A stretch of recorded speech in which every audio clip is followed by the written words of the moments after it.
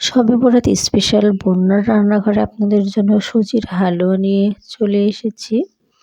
দেখতে যেমন ইয়ামি, খেতেও দুর্দান্ত টেস্টি হয়।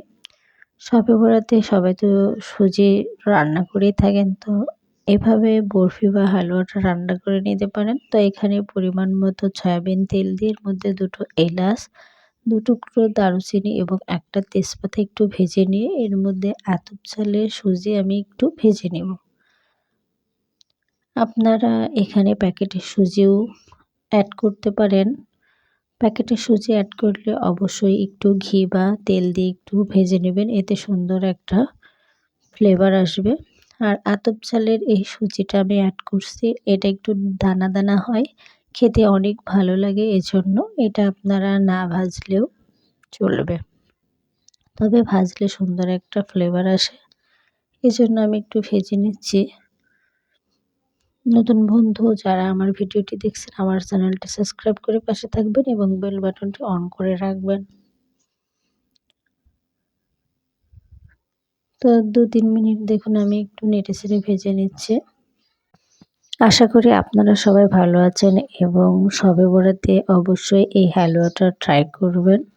তো এখানে আমি দুধ অ্যাড করে দিব। এখানে লিকুইড দুধ নিয়ে নিয়েছি আর এটা আমি জাল করে ঘন করে নিয়েছি। তো আমি এখানে অল্প পরিমাণ অ্যাড করছি, একটু নেড়েচেড়ে আবারও অ্যাড করে দেব। দুধের পরিমাণটা যত বেশি হবে হালুয়া বা বরফির টেস্টটা ততটাই বেড়ে যাবে।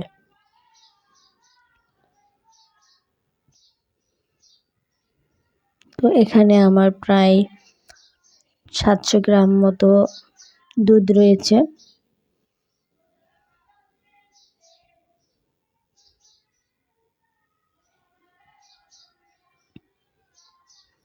আমি কিছুটা আরও পরে অ্যাড করব। খুব ভালো করে দুধের সঙ্গে মিশিয়ে নিতে হবে।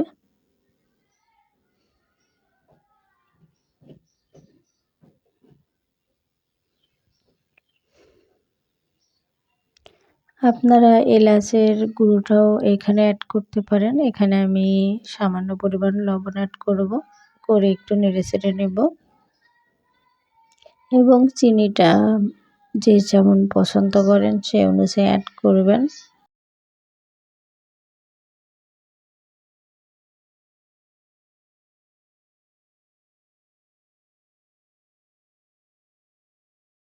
সুজির হালুয়া তো আপনারা কম বেশি বাসায় রান্না করেনই। যদি একটু ভিন্ন রকম করে তৈরি করা যায় সেটার টেস্টটা কিন্তু ভিন্ন রকম আসে।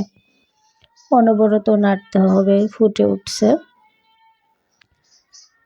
আর আমি গুঁড়ো দুধ বাদে আজকে রান্না করব।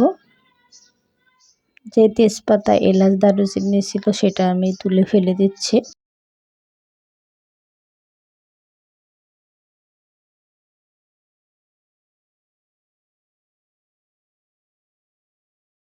অনবরত নেড়েচেড়ে নিতে হবে।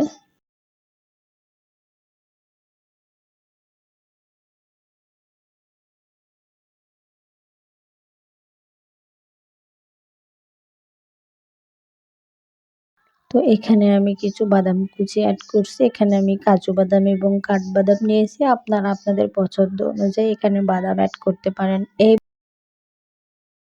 বাদাম দেওয়ার কারণে খুবই ভালো লাগবে খেতে। আর যারা পছন্দ করেন না তারা স্কিপ করবেন।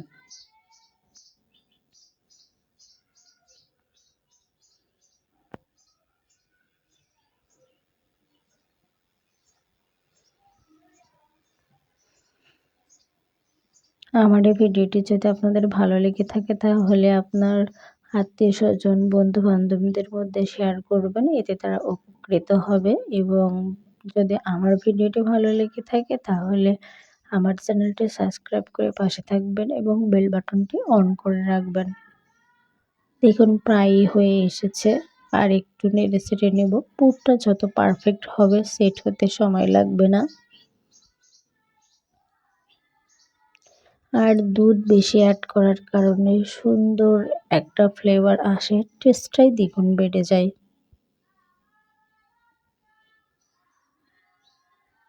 দেখে বুঝতে পারছেন আমার পুর পারফেক্টলি হয়ে গেছে। তো আমি একটা পাত্রে তেল একটু ছড়িয়ে এর উপরে পুরটা ঢেলে সেট করে নিচ্ছে।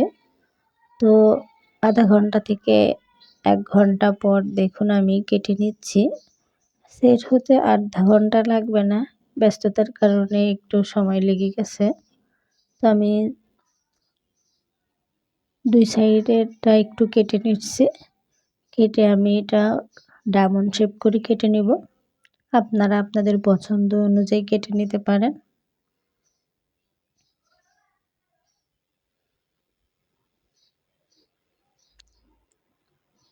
ডায়মন্ড শেপ করে আমি সবগুলো কেটে নেব।